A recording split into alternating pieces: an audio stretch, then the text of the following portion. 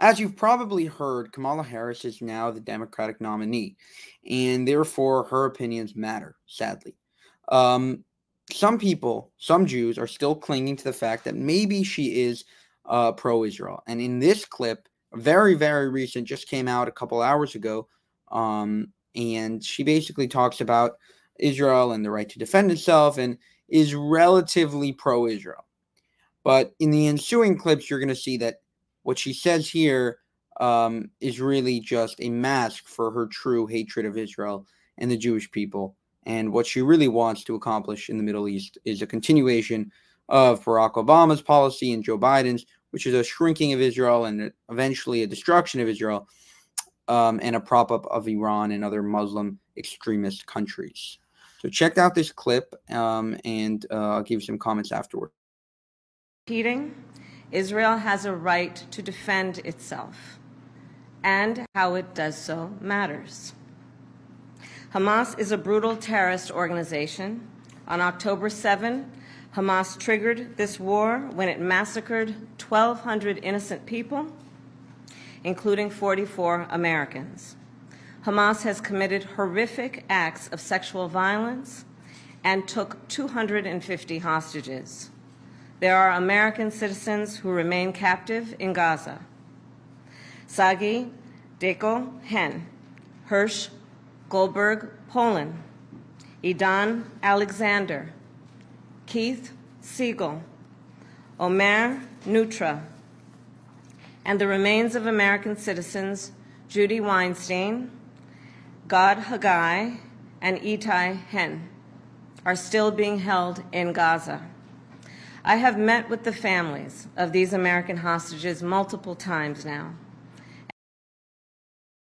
All right, so that was the pro-Israel clip, and now you're going to see some of what the other side and why most people, like myself, think that that Kamala is definitely not pro-Israel. So check some of these out.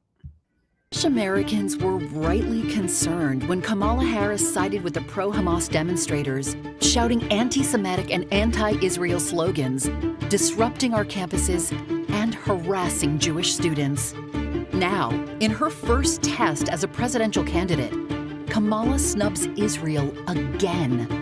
Instead of supporting America's strongest ally by attending Prime Minister Netanyahu's speech to Congress, Kamala Harris decides to go to a sorority luncheon. A sorority luncheon? She can't be serious. Kamala Harris, her priorities are not our priorities.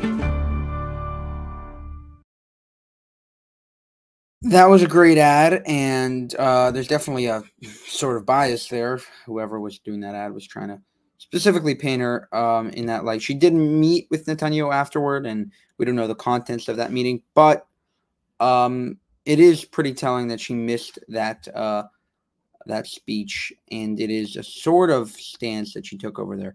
I'm going to play another couple clips, so hang in there.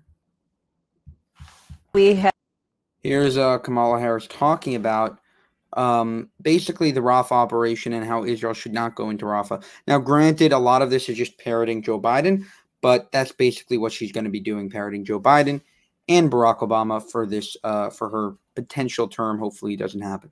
Have been clear in multiple conversations and in every way that any major military operation in Rafah would be a huge mistake. Let me tell you something. I have studied the maps. There's nowhere for those folks to go. And we're looking at about 1.5 million people in Rafah who are there because they were told to go there, most of them. And so we've been very clear that it would be a mistake to move into Rafah with any type of military operation. A mistake, but would there be consequences if he does move forward?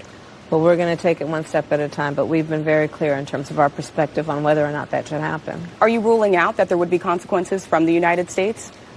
I am ruling out nothing. She's ruling out nothing because of the fact that she always wants to leave the door open in case she wants to just, abandon Israel like that.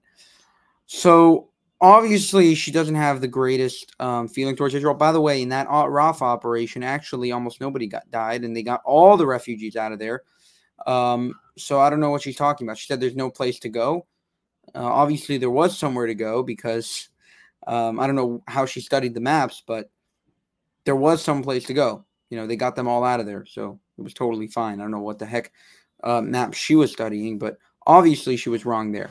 And so let's take a look at one or two clips of actually Donald Trump and what he said about Kamala Harris and her snub on Benjamin Netanyahu.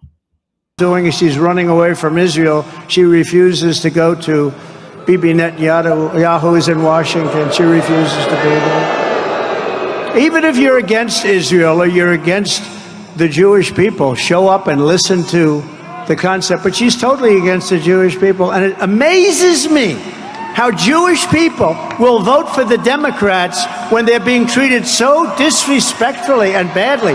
It amazes me. It's shocking. I don't get it. I don't get it. Yeah, he's 100% right.